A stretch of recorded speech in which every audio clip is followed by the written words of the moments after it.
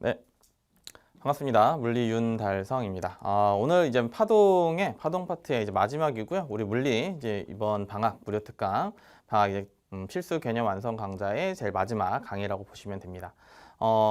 물질과 이제 빛의 이중성에 대해서 볼 건데 여기가 이제 광전 효과 이런 얘기가 나와요. 근데 이 부분이 이제 전반사와 마찬가지로 이제 파동의 전반부에서는 전반사가 좀 어려운 파트였다면 파동의 뒷부분에서는 광전 효과가 좀 어려운 파트입니다. 근데 전반사랑은 조금 다른 개념의 어려움이에요. 광전 효과 같은 경우는 좀 헷갈리는 부분들이 나와서 그래서 어려워 보이는 거지 문제가 막 그렇게 어렵진 않습니다. 전반사 같은 경우는 문제도 어려워요. 그래서 좀 잘 대비를 하셔야 됩니다. 자, 보겠습니다. 보시면요. 빛의 이중성인데 우리가 광전 효과라고 얘기를 해요. 광전 효과. 그래서 광전 효과는 빛을 쏘였을 때 전기가 발생한다. 이런 걸 이제 광전 효과라고 얘기를 하는 겁니다. 그래서 광전 효과는 빛의 이중성을 이제 증명한 거예요. 우리가 지금까지 한 게 이제 파동의 성질이죠. 에너지의 성질입니다. 에너지의 성질. 그래서 뭐 굴절이라던가 회절 이런 것들이 에너지의 성질이에요. 뭐 굴절이라던가 아니면 뭐 회절 이런 것들이 에너지의 성질이었다면 이제는 알갱이의 성질을 띠고 있을 거다라고 얘기하는 게 광전 효과이고 알갱이를 띠고 있다라고 하는 걸 우리가 광양자설이라고 해요. 그래서 광양자설을 입증하는 거다라고 하는 게 이제 광전 효과라고 보시면 됩니다.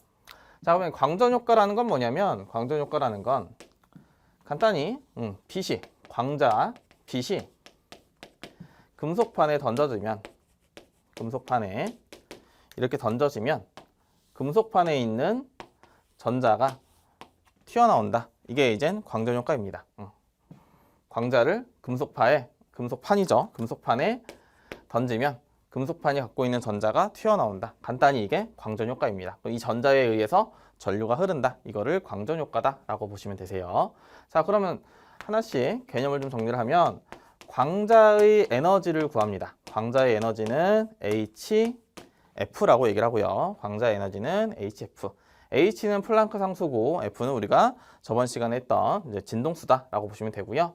그다음에 금속판의 에너지라는 게 있어요. 우리가 일함수라고 얘기를 할 건데 좀 쉽게 표현을 바꾸겠습니다.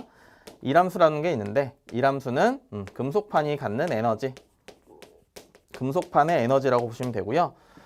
무슨 말이냐면 일함수라는 건 금속판에서 전자를 뺏을 수 있는, 쉽게 얘기하면 광자가 전자를 뺏었다고 보시면 됩니다. 금속판에서 전자를 뺏을 수 있는, 전자를 방출시키기 위한 최소한의 에너지예요. 자, 전자를 방출시키기 위한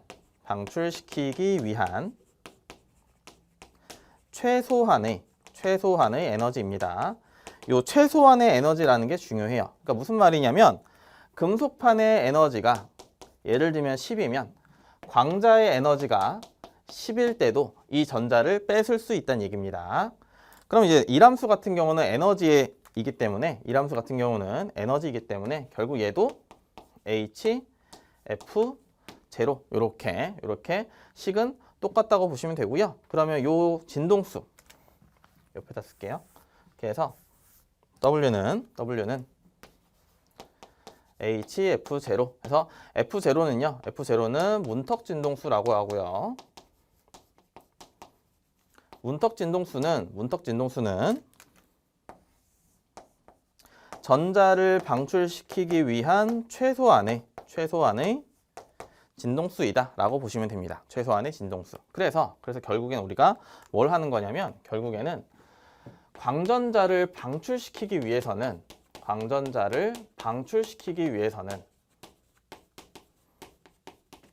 광자의 에너지가 일함수보다는 크거나 같으면 됩니다. 되고요. 또는 광자의 에너지가 HF, 일함수는 HF0. 이것도 부등호는 이렇게 될 거고 상수를 날리면 진동수와 광자의 진동수와 문턱 진동수가 있을 때 얘도 이러한 부등호 관계가 성립한다입니다. 그래서 광전자의 방출 조건이 중요합니다. 그럼 우리는 뭘 얘기를 할 거냐면 광전자의 수와 에너지에 대해서 얘기를 할 거예요. 광전자의 수에 대해서 얘기를 할 겁니다. 그러면 광자와 빛알갱이죠. 광전자는 1대1 매칭이에요. 1대1 매칭. 광자를 10개 던지면 광전자도 10개가 나오는 거고, 광자를 100개 던지면 광전자도 100개 나오는 겁니다. 그러니까 무슨 말이냐면 광자를 많이 던지면 많이 던질수록 광전자도 많이 나온다는 얘기예요. 그럼 광자를 많이 던진다는 건 결국 무슨 말이냐면 얘는 빛의 밝기가 밝다라는 얘기고, 광전자가 많다는 얘기는 뭐냐면 광전자가 많이 튀어나왔다. 이 얘기는 뭐냐면 얘는 광전류라는 게 많이 흐른다. 이렇게 보시면 됩니다. 광전류라는 게 많이 흐른다. 그래서 실험을 하면 이렇게 그림이 있을 거예요. 물론 이제 교재마다 약간의 그림의 차이는 있지만 대략적으로 이렇게 해서 이렇게 그림이 그려져 있을 겁니다. 그래서 플러스 마이너스, 보통 여기는 이제 금속판이 될 거고요. 반대쪽은 뭐 금속 전극 이렇게 표현이 돼 있을 겁니다. 그래서 금속판 쪽에는 플러스가 모이게 되고 전극 쪽에는 반대네요. 자, 금속판에 자 이렇게 해서 건전지를 플러스 마이너스 연결하게 되면 금속판 쪽에는 마이너스가 모이고 전극 쪽에는 플러스가 모여요. 그래서 조건에 맞는 광전자 방출 조건에 맞는 광자를 집어 던지면 광자를 금속판에 던지면 금속판에 있는 전자가 튀어나올 거고, 마이너스에 의해서 밀릴 거고 플러스에 의해서 땡겨갈 겁니다. 그죠? 그럼 전자의 이동이 생긴 거고, 전자의 이동이 오른쪽이니까 우리는 전류가 왼쪽으로, 전자의 이동과 반대쪽으로 전류가 흐르는구나 해서 전류가 이렇게 잘 흐른다라는 겁니다. 그래서 금속판에 지금 마이너스를 연결하고 전극에 플러스를 연결했더니만 여기서는 광전류가 지금 흐른다. 이거를 순전압이라고 얘기를 하는 거예요. 순전압. 그렇죠? 순전압. 자, 근데 그럼 반대로 한번 걸어보겠습니다. 반대로 해서 똑같은 그림인데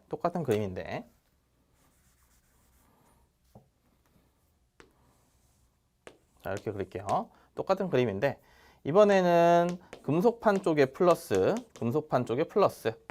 그리고 전극 쪽에 마이너스를 걸어볼게요. 자, 마찬가지로 조건에 맞는 광자를 집어 던집니다. 그러면 얘는 전자가 튀어나왔지만 요 플러스는 당길 거고 마이너스는 밀 거라서 얘가 여기에 가지를 못해요. 전자가 가지를 못합니다. 그래서 이때는 전류가 안 흐를 수도 있어요. 그래서 전류가 꼭 안 흐르는 건 아니고, 요건 이따가 다시 설명하겠습니다. 전자가 제대로 잘 갈 수 없다. 이런 전압을 우리는 역전압이라고 하는 겁니다. 역전압. 자, 그럼 다시 넘어와서 순전압으로 다시 넘어와서요. 우린 결국엔 뭘 했냐면 광자가 많다. 그러면 광전류가 많이 흐른다. 근데 우리가 광자나 또는 광전자죠. 전자가 많이 튀어나온다는데, 우리가 빛의 알갱이나 전자의 개수를 셀 수는 없어요. 전자의 개수나 빛 알갱이 개수를 셀 수는 없기 때문에 사실상 문제에서는 밝은 빛을 던졌다, 밝은 빛을 비췄다, 어두운 빛을 비췄다, 이렇게 얘기를 할 겁니다. 빛의 밝기가 밝을수록 광전류가 많이 흐른다죠. 밝기가 밝을수록 광전류가 많이 흐른다. 그럼 반대로 되겠죠. 광전류가 조금 흘렀다는 얘기는 전자가 조금 튕겨 나온 거고, 전자가 조금 나왔다는 얘기는 광자를 조금 던진 거고, 광자가 조금 던졌다는 얘기는 빛의 밝기가 밝지 않다는 뜻이겠죠. 그렇죠? 이렇게. 간다고 보시면 됩니다. 자, 그 다음에 두 번째 에너지에 대해서 볼 거예요. 광전자의 에너지입니다. 자, 광전자의 에너지 같은 경우는 운동 에너지고요. 운동 에너지인데 보통은 최대 운동 에너지라는 말을 써요. 최대 운동 에너지. 근데 우리는 그냥 운동 에너지라고 해도 그게 무방합니다. 운동 에너지는 본래는 우리가 1단원에서 했던 2분의 1 mv 제곱인데 이 속도를 찾기, 그 다음에 질량을 찾기가 좀 어렵습니다. 그래서 광전자 에너지는 조금 다른 방식으로 구해요. 자, 이렇게 보겠습니다. 자, 이람수가 10인 경우가 있어요. 이람수가 10일 때 광자를 에너지가 17인 광자를 던질 겁니다. 그러면 전자가 튀어나올 건데 이 전자의 이제 운동 에너지는 간략히 얘기하면 17짜리가 10이랑 싸워서 남은 7을 전자한테 줬다고 하시면 돼요. 이게 광전자의 운동 에너지입니다. 간단하죠? 광자가 싸우고 남은 에너지를 줬다. 이렇게 보시면 돼요. 자, 근데 이렇게 볼게요. 그러면 만약에 에너지가 8짜리인 광자 2개를 던졌다고 하겠습니다. 광자 2개를 던졌어요. 그러면 여기는 그럼 에너지가 8이니까 이거 에너지가 16. 그러니까 여기 있는 전자를 하나만 튕겨 나와서 얘 에너지는 운동 에너지는 6 이러면 안 돼요. 우리가 1대1이기 때문에 8짜리를 던지면 얘는 전자가 튀어나오지 않습니다. 튀어나오지 않아요. 그래서 보시는 거고, 그럼 만약에 에너지가 똑같이 에너지가 10인 광자의 에너지가 10인 광자를 던지면 이 전자는 이렇게 튀어나오긴 할 겁니다. 그런데 10이랑 싸웠으니까 더 이상 이제 줄 에너지가 없죠. 그래서 얘는 운동 에너지가 0이에요. 근데 어쨌든 에너지가 10이어도 전자는 튀어나온다라는 겁니다. 자, 그럼 다시 요 싸워서 남는 에너지를 줬다라는 걸 식으로 쓰면 운동 에너지는 광자의 에너지에서 이람수를 빼는 거다라는 거고요. 그래서 보통은 운동 에너지는 HF 빼기 이람수 이렇게 표현을 합니다. HF 빼기 이람수라는 식을 많이 쓸 거예요. 얘는 공식을 자주 활용하게 될 겁니다. 그럼 이렇게 보면 되겠죠. 운동 에너지가 크려면 진동수는 커야 되고 빼는 값은 작아야 됩니다. 그렇죠? 진동수는 커야 되고 빼는 값은 작아야 돼요. 자, 그러면 다시 여기로 오겠습니다. 우리가 역전압으로 다시 넘어오면 이 전자가 여기로 갈 건데 이 전자의 에너지가 너무 세면, 이 전자의 에너지가 과하게 세면 전자가 플러스로 당기고 마이너스로 밀고 방해를 하더라도 여기에 올 수가 있어요. 전자가 올 수도 있습니다. 이런 거예요. 제가 제자리 점프를 해서 여기 책상이 안 보이지만 제가 책상에 올라갔다고 치겠습니다. 근데 누가 내가 올라가는 게 싫어서 나한테 모래주머니를 계속 달 거예요. 하나를 달았는데 제자리 점프해서 책상 갈 수 있고, 2개 달았는데 갈 수 있고, 3개 달았는데 이제는 이제 못 올라갔어요. 그렇게 생긴 모래주머니, 새로 단 모래주머니를 역전압이라고 보시면 됩니다. 근데 지금 얘기했던 것처럼 역전압을 걸었다고 해서 제가 책상 위에 못 올라가는 건 아니죠. 근데 제가 에너지가 많으면 모래주머니를 많이 채울 거고, 에너지가 적으면 모래주머니를 조금 채울 거예요. 그러니까 전자를 잘 간다는 얘기는 얘가 에너지가 세다는 얘기입니다. 역전압을 걸었다고 해서 전류가 안 흐르는 건 아니에요. 자, 그럼 이렇게 정의하겠습니다. 역전압 중에서 못 가게 하는 모래주머니 수, 여기가 점프를 못하게 하는 모래주머니 수, 그거를 우리가 정지전압이라고 해요. 정지전압. 그럼 정지전압일 때는 전자가 이동을 못했으니까 광전류가 0이다입니다. 광전류가 0이다. 그래서 광전류가 0인 전압을 정지전압이다. 역전압이라고 해서 전류가 아예 0인 건 아니다. 이렇게 보시면 됩니다. 다시 정리할게요. 자, 헷갈리지 않게 다시 정리하면 역전압을 걸었지만 전자는 움직일 수 있다. 역전압 중에서 전자가 이동을 못해서 광전류가 영인 전압을 정지 전압이라고 하자. 근데 정지 전압은 우리가 E0라고 보통 표현을 합니다. E0라고. 그래서 V0죠. 정지 전압은 V0라고 쓸게요. 여러분들 뭐 교과서에 나온 대로 표기를 하겠습니다. V0라고 하겠습니다. 정지 전압. 그럼 이런 거죠. 정지 전압이 크다는 건 에너지가 세다는 얘기고, 정지 전압이 약하다는 건 에너지가 약하다라는 뜻이에요. 광전자 에너지가 약하다.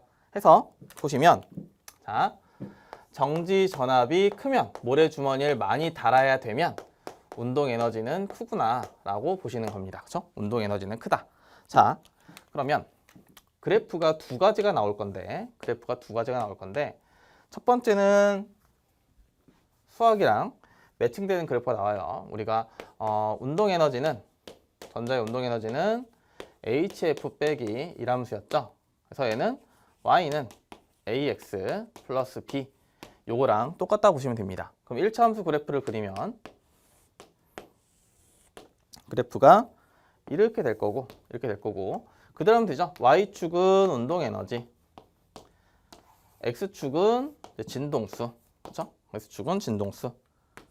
그 다음에 기울기는 플랑크 상수. 그 다음에 절편이네요. 얘는 마이너스 1함수가 됩니다.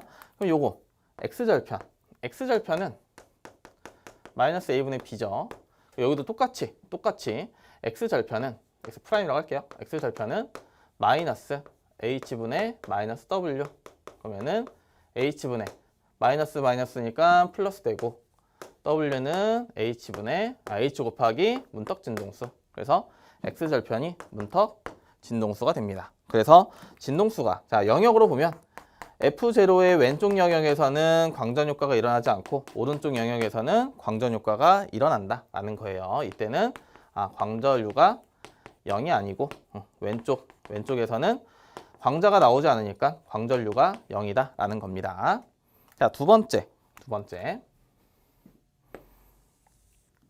이렇게 해서 많이 나오는 그래프고요. 이렇게 해서 많이 나오는 그래프인데 볼게요. 자, 이렇게 해서 x축은 y축은 보통 전압이고요. y축은 전압이고 x축이 보통 전류입니다. x축이 전류. 그래서 색깔로 나누겠습니다. 이렇게 해서 그려져 있는 게 A 그래프. 그다음에 이렇게 해서 그려져 있는 게 B 그래프. 그래서 여기는 숫자를 쓸게요. 마이너스 10V. 그다음에 빨간색은 플러스 5V라고 하겠습니다. 플러스 5V. 자, 하나씩 볼게요. 첫 번째. 광전류의 세기는 A와 B가 있을 때 A가 더 큰 겁니다. 위에 있는 전류로 보시면 돼요. A가 더 크다라는 거고요. 두 번째, 광전류가 크다는 얘기는 하나씩 자세히 보겠습니다. 광전류가 크다는 얘기는 광전자가 A가 더 B보다 많이 튀어나왔다는 얘기고, 그 얘기는 광자가 A가 더 많이 집어던졌다는 얘기고, 그 얘기는 빛의 밝기가 A일 때가 더 밝은 빛을 던졌다라는 뜻이에요. 여기까지는 심플하게 갈 수 있습니다. 여기까지는. 자, 그 다음에 네 번째.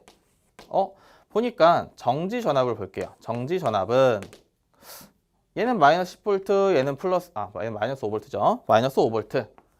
마이너스는 그냥 반대 전압인 거고, 보니까 전류가 0인 전압이죠. A가 전류가 0일 때 마이너스 5V, B가 전류가 0일 때 마이너스 10V. 그러니까 정지 전압은 A와 B가 있을 때 B가 더 크다, 이렇게 얘기를 하는 겁니다. B가 더 크다. 자, 그럼 다섯 번째. 정지 전압이 크다는 건 전자의 운동 에너지가 B가 더 크다는 얘기고요. 요걸 갖고 문제를 좀 풀 겁니다. 요걸 갖고 문제에서 좀 이것저것 물어볼 거예요. 자, 만약에 두 가지 경우가 있습니다. 두 가지 경우 위에다 쓸게요. 얘는 위에다 쓰겠습니다. 자, 같은 빛의 경우, 자, 첫 번째 넘어와서, 자, 첫 번째 같은 빛을 두 금속판 X, Y에게 줬다고 하겠습니다. 두 금속판 X, Y에. 그러면 같은 빛이니까 HF는 같은 거고요. HF는 같은 값이고 두 금속판이니까 이람수는 다른 값입니다. 그러면 공식상에서 운동 에너지는 HF 빼기 이람수인데 운동 에너지가 만약에 A 입장에서는 운동 에너지가 더 작은 거고 진동수는 동일한 거니까 결국에는 이람수가 작은 거구나. A일 때가 이람수가 작은 금속판이구나 라는 겁니다. 만약에 두 금속판이 있을 때 이람수가 이렇게 돼 있다면 죄송해요. 빼는 값이 커야 되죠.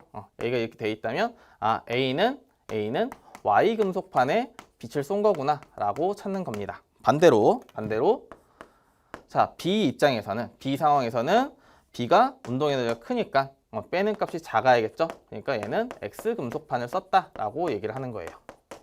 됐죠? 여기까지. 자, 그러면 반대로 두 번째 다른 빛이라고 했습니다. 빛 X와 Y가 있고요. 이번에는 같은 금속판이라고 얘기를 할게요. 같은 금속판. 그럼 같은 금속판이니까 이람수가 동일한 거죠. 이람수가. 그럼 똑같이 보겠습니다. 운동 에너지는 HF 빼기 이람수. A 입장에서 보면요. 색깔을 맞출까요? A 입장에서 보면 운동 에너지가 좀 작아요. 근데 이람수는 같습니다. 그럼 결국엔 이 값이 작은 거죠. 문제에서 이렇게 나왔다고 치면 만약에 fx가 fy보다 만약에 더 작았다고 치면 얘는 x의 빛을 쓴 거구나 라고 하시면 되고요. 자, B 입장에서도 반대죠. B는 운동 에너지가 크네요. 근데 이람수는 동일하니까 이 값이 커야 됩니다. 광자의 에너지가 크다는 뜻이고 에너지가 큰 빛이니까 진동수가 큰 빛, Y 빛을 썼구나 라는 거예요. 그래서 문제에서 어떤 경우가 나오는지를 보셔야 됩니다. 어떤 조건이 맞는지를. 자, 여기서 이젠 헷갈리는 게 나와요. 문제에서는 우리 물리책에서는 밝기라는 표현을 쓰지 않습니다. 밝기라는 표현을 쓰지 않아요. 문제에서 밝기라는 표현보다는 세기라는 말을 씁니다. 세기. 알겠죠? 지금은 저는 이제 설명을 돕기 위해서 일단 밝기라고 먼저 설명을 했는데 세기라는 말이 나올 거예요. 세기. 빛의 세기가 세다 아니면 빛의 세기가 약하다 이렇게 표현을 할 겁니다. 그럼 다시 와서 밝기가 아니라 세기라고 얘기를 해야 되고 이러면 안 돼요. 여기서 센 빛을 던졌다.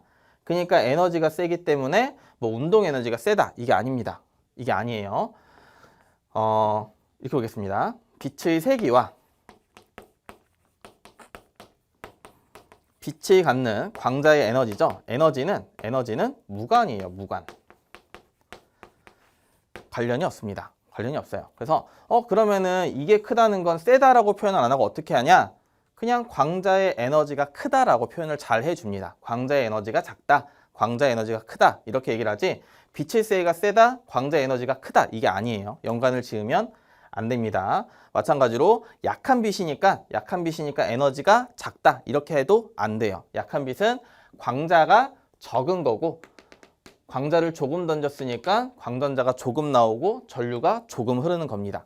전류와 에너지는 다른 거예요. 전류와 에너지는 다른 겁니다. 여기서 많이 헷갈리게 돼요. 그래서 세기가 나오면 그냥 밝기로 말을 바꾸는 게 여러분들이 문제 풀 때 좀 더 수월합니다. 여러분들 문제 풀 때 조금 수월하게 될 거예요. 그래서 자, 빛의 이중성에 대해서 봤습니다.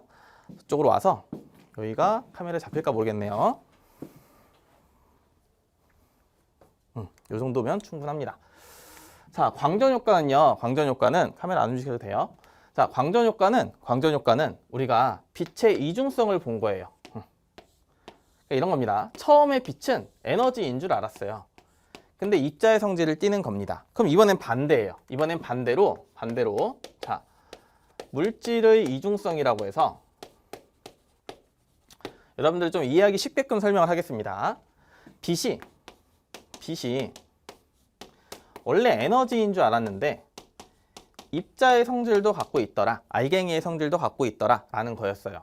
근데 이번에는 그러면 입자도 알갱이라는 애도 에너지의 성질과 마찬가지로 입자의 성질을 갖고 있지 않을까? 원래 입자니까 입자의 성질은 갖고 있을 거고, 그러면 이 입자라는 애도, 알갱이라는 애도, 물질도 에너지의 성질을 갖고 있지 않을까? 얘기를 하는 게 물질의 이중성입니다. 자, 보통 에너지의 성질을 잘 나타내는 특징이 굴절과 회절 이런 애들이 있고요. 입자의 성질을 잘 나타내는 건 운동량이라고 보시면 돼요. 얘네가 어떻게 움직이는지를 보시면 됩니다.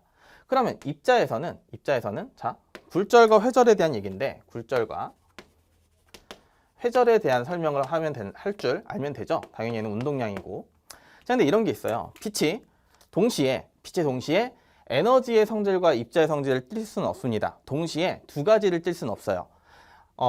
어떤 상황에서 에너지의 성질을 나타내면 입자의 성질이 굉장히 작은 거고, 입자의 성질을 나타내면 에너지 성질이 굉장히 작은 겁니다.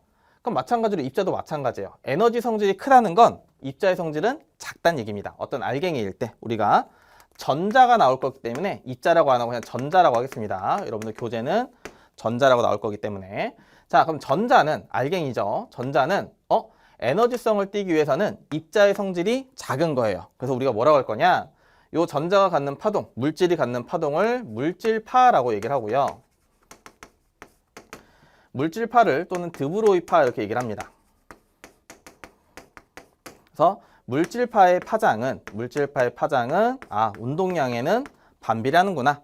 입자의 성질이 작아야 파동의 성질이 커지는구나. 이렇게 보는 겁니다. 자, 그러면 운동량이니까 질량, 속도 곱하기가 될 거고 이제 1이 되겠죠. 그래서 질량이 작을수록 그다음에 속도가 느릴수록 물질의 성질이 에너지 성질이 크다 이거입니다. 그렇죠? 됐죠? 자, 그러면 이렇게 볼게요. 우리가 전자현미경이라 나오는데 여기는 대략적인 것만 보겠습니다. 전자현미경. 자, 전자현미경을 보는데 간단히 이거예요.